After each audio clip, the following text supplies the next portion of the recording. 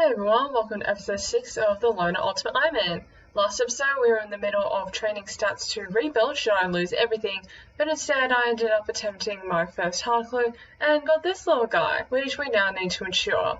To insure a pet, you need to give 500k to the pet shop owner NPC in Ardougne. From previous episodes, insuring pets is an exception to my no interaction with NPCs rule, but getting 500k won't be easy. I've made pretty much no money at all, and I didn't expect to get a pet at any point in this account, let alone this early. But however I get money, I need to be extremely careful, because most accounts can do at least one of two things to keep their pets safe while earning money to insure it.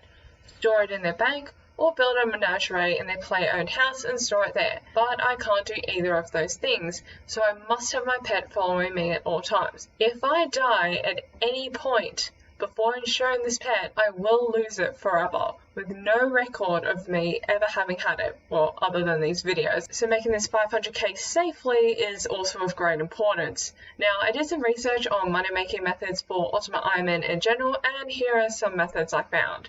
Best one out there is the agility pyramid. With high agility, you can get up to 200k an hour by going to the top, getting the pyramid tops, then selling them to the NPC at the bottom of the course for 10k each. At this rate, getting the 500k requirement for insuring the pet would only take me 2.5 hours. But this method requires NPC interaction, so I can't do this. Very unfortunate, since I have both high agility and it's fast money. Winter Torch seems like a decent one. It gives many rewards, amongst which is GP. You can get a few hundred GP if you go from 50 to 99 firemaking, but I can't access Winter Torch since I can't get there without the NPC veils, and from what I understand, the reward crates are given by NPCs anyway. The next best method is making and high alching yew longbows, which I can now make with 70 fletching. But I don't have 55 magic for high arc, so that's what we'll be getting. But getting from 45 to 55 magic won't be easy. 2 episodes ago, I picked up over 1,200 Mind runes and over 100 Chaos runes, with the rest of the runes slowly obtained from Jogas, Moss Giants and Fire Giants. It took me over 50 hours to get those, for a measly 61.5k magic XP. But 45 to 55 magic requires getting an additional 105,000 magic XP.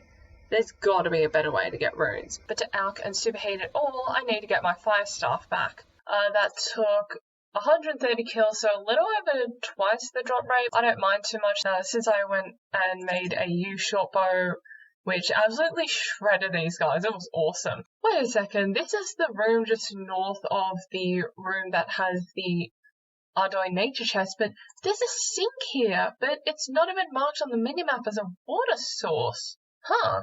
But anyway, there is a chest here, but it only contains 10 GP, so yeah, I'm gonna go right over to the next one.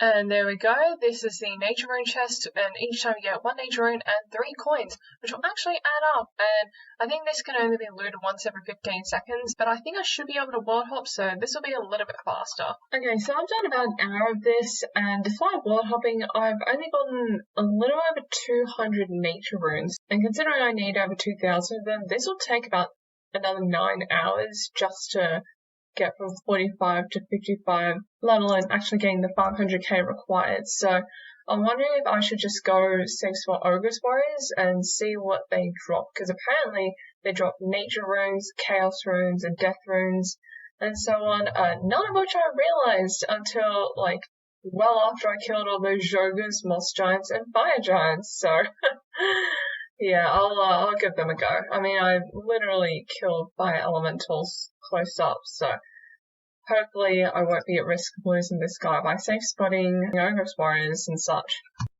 Okay, let's see if we can, never mind. The reason why I wanted to access this northern area is because there's apparently some really cool safe spots for Ogre's Warriors and Shamans up here, but seems like I can't get there. Alright, I'll stick to the 2 safe spots at the entrance. Alright, here's a safe spot. Nice. I thought it was behind this rock here at first, but as you can see, if you do that, then you automatically run back out. So, yeah. And here's another safe spot, just a space behind this stalagmite here. Oh wow, a rune battle axe and an uncut diamond in the same drop. I'm not sure if a battle axe is actually better than a rune longsword. I'll have to check that out, but nonetheless I'll be keeping it since I could definitely high alch this for 24k. That's awesome. Oh, Rune Medhelm. That's an 11k app. That'll be really good too. Mythical Kite Shield, not bad either. Alright, I just completed my trip. This is the loot I got. I only got 42 kills per hour, which I don't think is very good. I did use some Chaos Runes I got against the Ogre's Warriors, but they seem to have quite high magic defense relative to my levels, so I decided not to continue. Instead, I'm going to use up a bunch of these runes on guards in Falador, just so that I can maximize magic XP I get from them, and then if I have enough space, I'll make all of these gems into jewelry, and then I don't know, I'll either come back or go back to the Arty chest for nature runes, since I didn't get many nature runes at all. Got 43 crafting real quick so that I can use up the diamonds in my inventory by making diamond rings, made by diamond rings, and now I'm going to low alch them for, oh wow, I think maybe 1.4k each. That's pretty nice. I also grabbed some silver bars while I was down at the crafting guild to make some tiaras, since I'll need a lot of crafting XP eventually anyway. And I also ended up making an alching bracelets with the other gems I had in my inventory, since they give the most GP when alched. But I am going to drop these tiaras since they don't alch for enough for it to be worth using all the nature runes. It's over 9,000 GP because I'm going to go back to Ogre's Warriors. I accidentally forgot to record the next Ogre's Warrior trip, but here's the loot I got from that. I used up all the runes I got from there, barely away from 46 magic, but I did conclude that it's extremely time consuming and casting combat spells doesn't give nearly as much XP as superheating item, which gives 53 magic XP as opposed to typical combat spells, which gives maybe 30 something XP at best. So I think I'm just going to tough this out at the Arty Nature Rune chest, and hopefully everything goes okay. This will take about another 10 hours just to get all the nature runes for 55 magic, and then another, I think it's 570 to high alch everything I need to get 500k GP total. Okay, so I just missed 43 thieving, but apparently this means that I can thieve another chest upstairs in Ardoin, and I'm assuming that this is the 50 coin chest. Maybe it's this one. Oh sweet, yeah, it's a 50 coin chest for 125 thieving XP, which is actually pretty good, but it seems like the respawn time for this chest is really long and it doesn't give any nature runes, so we'll just go back to what we were doing before. Also, side note, I've enabled a single mouse button so that I can left click and automatically search for traps without having to constantly right click, left click. And that's over 1,000 nature runes and 7,000 GP total. Now I'm going to do another trip at Ogre's Warriors. Just missed 49 prayer, by the way, which just goes to show how long I've been doing this. And that's 47 magic. Now I can use Water Blast. So I completed another trip at Ogre's Warriors, got quite a bit of nature runes and way more earth runes than expected. I've already used the Chaos, Death and Mind runes, so what I'm going to do with the earth runes is I'm actually going to pick up all the runes required for casting Curse, since it gives 29 XP instead of, say, I think it's 11.5 base XP for Earth Bolt. I just really want to make the most of these limited runes I can get, because it seems that magic really is the hardest skill to train on this account by quite a bit. And I made gold bracelets with the gems that I got. Enchanting, Emerald, and oh, I can't even enchant ruby stuff, never mind, but I thought I could also enchant sapphire jewelry, but I totally forgot to get some extra water runes. Alright, so I'll just leave those ones unenchanted and then low arc the rest. Got another 1.5k, another trip at Ogre's Warriors. I decided to use the runes here as I got them, even though these Ogre's Warriors have really high magic defense, meaning that I didn't hit very much, but it did allow me to stay much longer and gather many more runes and gems. I decided to get both a bracelet mold and a ring mold, since bracelets alch for more than rings, but I don't have the crafting level to make a diamond bracelet. There's all the supplies from the Ogre's trip used. I think that'll be the final trip, because I still need quite a bit of room to superheat and make either iron plate bodies or iron knives. Using up most of the lures for teleports for XP. Oh my god. Okay, so I'm just following this guy around,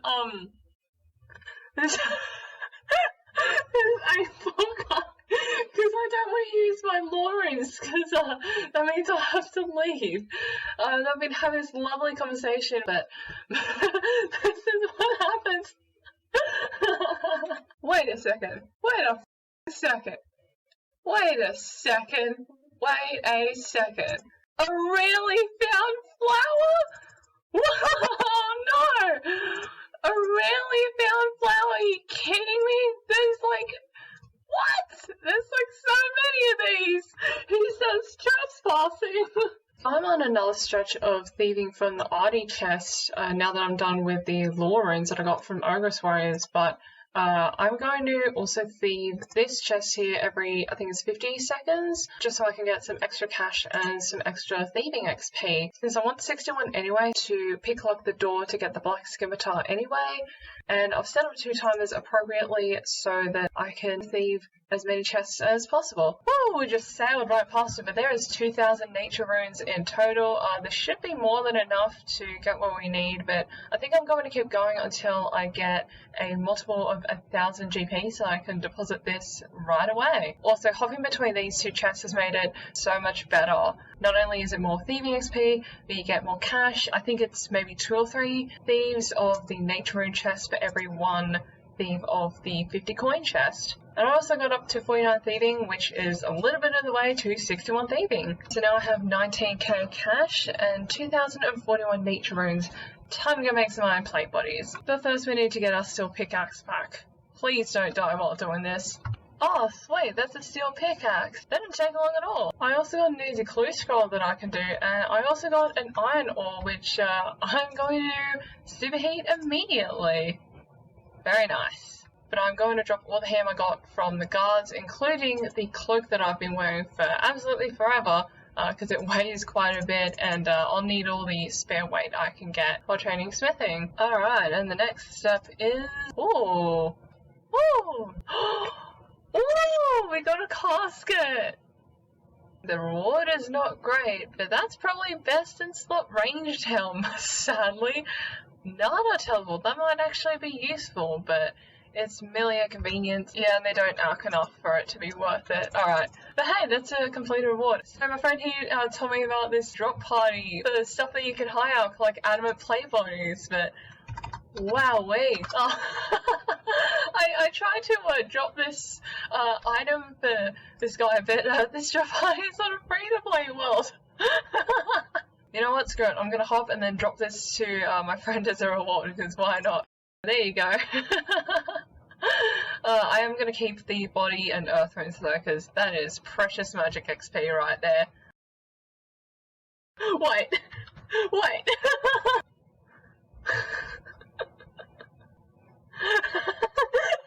He caught it! He so caught it! That looks so good with his fletching case. It's so awesome! Oh, I thought he totally like caught it, but apparently I equipped it, so I'm cursing every duck in this pond. Now it's time to superheat iron bars and make iron plate bodies. So what I'm doing now is I'm here in the Dwarven mine, and I can just superheat ores here and then run straight to the anvil right next door. Unfortunately, I don't have many inventory slots, but it should be okay since the run isn't too far. 53 is actually the most XP I can get from magic. Oh, there's 44 already. But yeah, that's the most magic XP I can get from using any rune right now, except for casting Camelot teleports with Laurels, and it gives me smithing XP, which is really nice.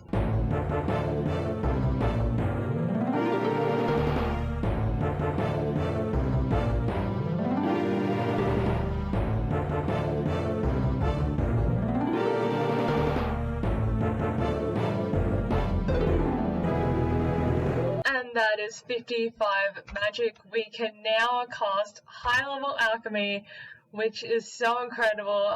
This getting from 45 to 55 magic probably took me maybe 20 to 30 hours. I'm not entirely sure. There was a lot of mishaps with rune gathering and that sort of stuff, but I will say that these last levels flew by in comparison to what I tried to get with runes from Ogre Warriors. And before I started this grind, I thought that Ogre Warriors would be my best source of runes since they drop a lot of runes commonly, but it turns out that monster drops of runes are inconsistent no matter how common they are, judging by wildly different inventories from each trip. So if I relied on monster drops for runes, I'll never really know how much magic XP I'll be getting, but the nature rune chest was such an unexpected blessing because it's a consistent, reliable source of runes, which is essential on an account like this, where magic XP per hour is bottlenecked by the number of runes that can be obtained per hour. Therefore, getting nature runes from the Ardoin nature chest is by far the best magic XP for this account, which is good news because the high arc spell probably gives the most XP I can get per rune on this account as well, which would be really good since I want to get 62 magic for Windwave eventually. And after finishing my current inventory of iron bars for plate bodies and high arcing all the rune item drops I got from Ogre Warriors, I now have a total of 157,000 coins, which together with all the money that I've accumulated over the last few episodes totals up to 250,000 coins. We are exactly halfway to the 500,000 we need to ensure our pet. To get the rest of the 250k GP, I'll be making and hierarching yew longbows at the gnome stronghold since there's a yew tree, flax and a spinning wheel all very close together, much closer than at Sears Village, which is where I would typically do this. I just missed getting 250,000 GP, and that is 500k. We can go insure the pet. This took so long to get, but I'm so happy. Woo! And now, as per the restrictions of this account, I am allowed to insure pets as an exception. So here we are. The pet is now insured. Look at that. Oh, that is so incredible. Alright, and that'll be the end of today's episode. 500k took quite a while, but we did it. Getting the magic level to high arc was so much of the battle, but we did it. And now our beaver is insured so that even when we die, we'll have it on record, and I'm very happy. So yeah, next episode we're going to get back into the fletching, hopefully get 82, and depending on how I go, I might get 70 crafting. Thank you so much everyone for watching. Hope you enjoyed the episode, and I'll see you guys next time.